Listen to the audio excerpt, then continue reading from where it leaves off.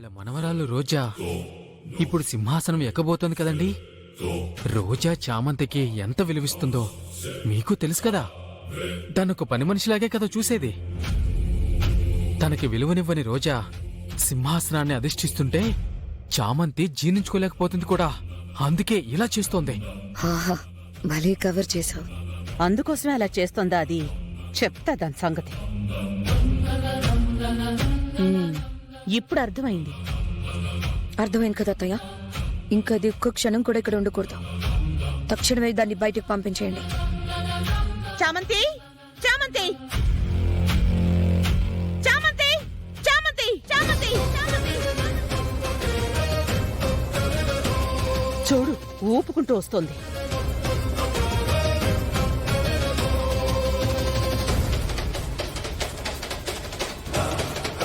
ఏంటే వాళ్ళని చూస్తున్నావు? ఏం లేదమ్మగారు. ఉంటాయి. అన్ని రహస్యాలు నీలోనే పెట్టుకుంటావు.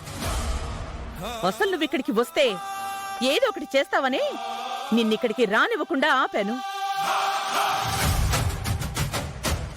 అయినా ఆ రాజమణిహారం వంకతో ఇక్కడికొచ్చావు. హర్ష వల్ల తిష్ట వేశావు. కామ్గా ఉన్నావా? నా కోడలి సింహాసనం మీద కూర్చోడానికి ప్రయత్నం చేస్తున్నావు. నేనేం చేశాను అమ్మగారు? నార్మై, నార్మై, నార్మై. చేసింది ఎప్పుడు ఒప్పుకున్నావు గనక ఒకరి ఎదుగుదలను చూసి ఆనందించలేవే. కుళ్ళుకోకూడదు. అమ్మా, నువ్వు చెప్పుడు మాటల్ని నమ్మి చామంతిని తిడుతున్నావు. నువ్వసలు మాట్లాడుకో.